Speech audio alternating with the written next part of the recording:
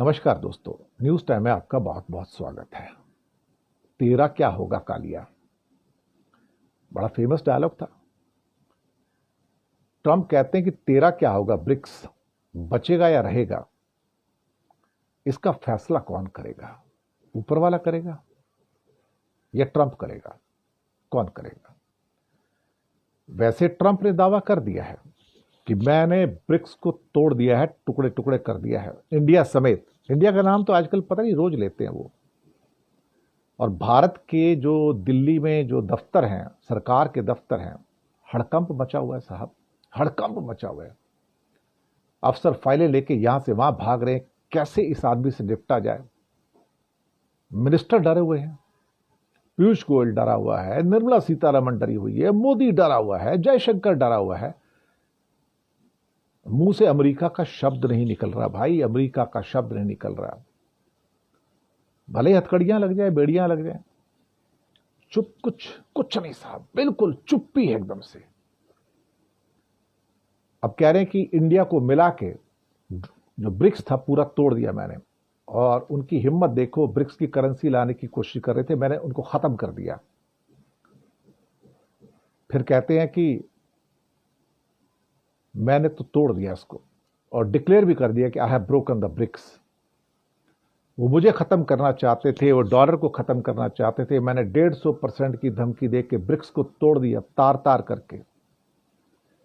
वैसे दुनिया में कई मीडिया के अंदर इस बात की अफवाहें हैं कि वो पहला देश जिसको डोनाल्ड ट्रंप नाम ले रहे हैं कि उसको मिला के ब्रिक्स टूट गया, कि वो ब्रिक्स से दूरी बना रहा है। ये अफवाहें हैं, सच कितना झूठ कितना नहीं पता, कि भारत ब्रिक्स से दूरी बना रहा है और कहीं ना कहीं अमेरिका की गोद में जाकर बैठ गया कि भाई आप मेरे आका है, जो मर्जी कर लो आप मेरे साथ में, मैं तो भाई कहीं और जाने वाला नहीं हूं, मैं चीन वीन के साथ जाने वाला नहीं हूं, ब्रिक्स के साथ जाने वाला नहीं हूं। लेकिन क्या चाइना ब्रिक्स को छोड़ेगा या रशिया ब्रिक्स को छोड़ेगा? ये संभावना नहीं है भाई। चाइना सैंक्शंस का जवाब सैंक्शन से देता है, और इस बात से कोई भी इनकार नहीं कर सकता कि अगर अमेरिका चाइना पे सैंक्शंस लगाता है तो उसको सबसे बड़ा नुकसान चाइना से ही होगा, उसकी सैंक्शन से ही होगा। अमेरिका की सैकड़ों हजारों कंपनियां चाइना में काम कर रही हैं, उनका क्या होगा? वो कहां जाएंगी? और जो सारे क्रिटिकल एलिमेंट्स हों, या ईवी बैटरीज हों, या सोलर सेल्स हों, या बाकी सेमीकंडक्टर्स हों मीडियम लेवल के, सब तो चाइना से आते हैं। सारे कंज्यूमर गुड्स चाइना से आते हैं, सारी ऑर्डिनरी आइटम्स चाइना से आती हैं, सारी असाधारण आइटम चाइना से आती हैं।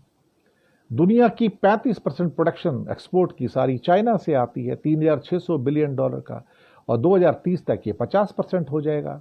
ये तो यूनिडो भी कहता है। दुनिया की तो फैक्ट्रियां बंद हो रही हैं, हम तो पहले से कहते आ रहे हैं। लेकिन क्या वास्तव में ब्रिक्स टूट जाएगा?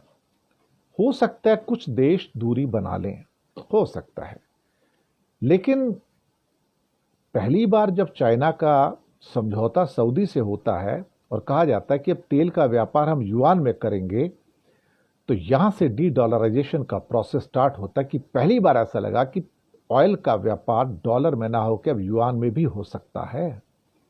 ये बात बड़ी इंपॉर्टेंट है। इसी बात से तो वो घबराए हुए ट्रंप। अब 10 देश तो हैं, ब्राजील, रूस, भारत, चीन, ये तो ओरिजिनल थे, फिर साउथ अफ्रीका मिला के ब्रिक्स बन जाता है। बाद में इजिप्ट, इथियोपिया, इंडोनेशिया, ईरान,